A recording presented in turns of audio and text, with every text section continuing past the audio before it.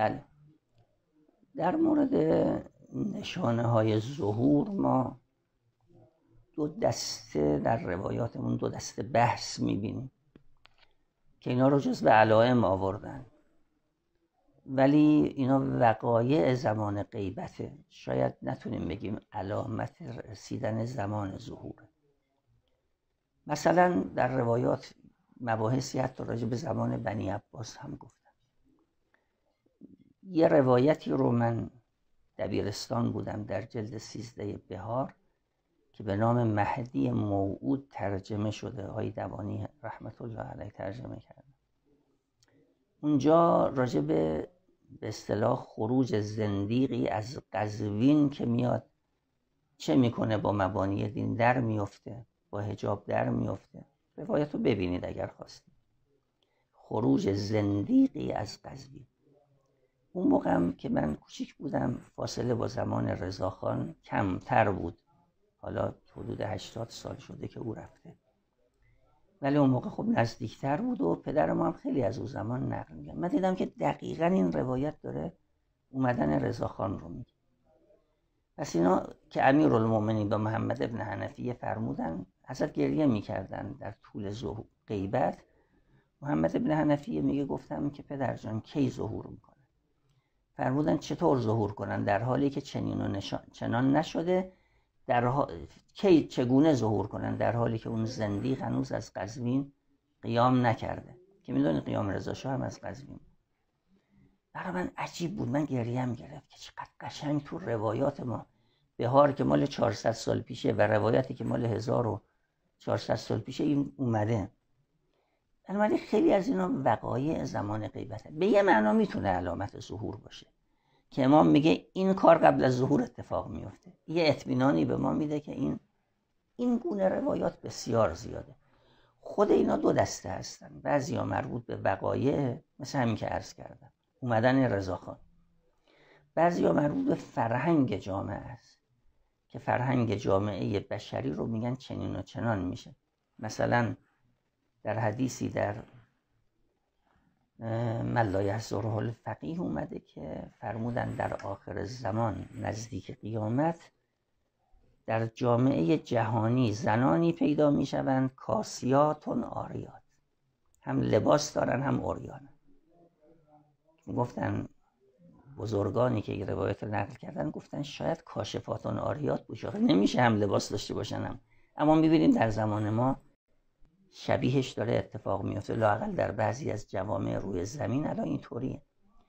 یه لباسایی است که مثلی که نباشه. فتنه داخلات مایلاتون الی الشهوات، اینا خیلی فعلیهن لعنت الله. اینا جریانات فرهنگی قبل از ظهور رو دارن میگن. اما یه سری وقایع متصل به ظهوره که اینا نشانه هستن. این نشانه ها دو دستن، بعضیا قطعی ان، بعضیا غیر قطعی. اونایی که قطعی ان حتما اتفاق میفته، بداع نمیشه. اونایی که غیر محتومند، مثلا چنین زلزله‌ای، چنین بیماری فلان، اینا ممکنه بداع بشه. ولی اونایی که محتوم هستن در روایات 3 تا گفتن تا 5 تا هم گفتن. اون 3 تایی که همزمان با ظهوره و قطعی است، 3 تا حادثه است. یک، خروج سفیانی از منطقه شام. سفیانی خروج میکنه، در شام جنایات مرتکب میشه، میاد در عراق کشتار زیادی به راه میاندازه. لشکر سفیانی یه لشکری رو بسیج میکنه، میان مدینه رو میگیرن و از مدینه حرکت میکنن به سمت مکه. میرسن به سرزمینی به نام بیدا که پیغمبر اکرم وقتی به او سرزمین رسیدن پا کوبیدن به زمین و فرمودن گروه اخابس اینجا به زمین فرو میره. در اونجا 2 حادثه اتفاق میفته.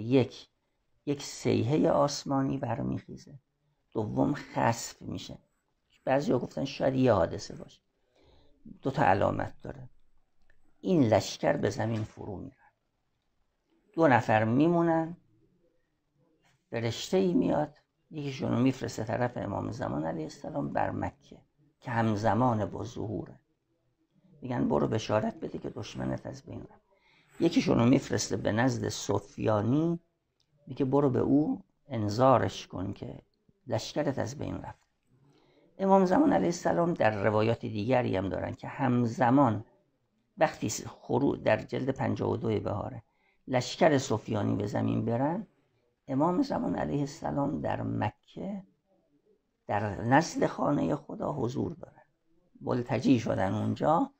دیگه همون موقع جبرئیل امین نازل میشه و وعده خدا یا فرمان خدا رو ابلاغ میکنه که برخیز، زمان اجرای امر الهی آغاز شد. پشت میدن به خانه کعبه، خطاب میکنن به همه مردم دنیا که الا یا اهل العالم من بقیت الله هم.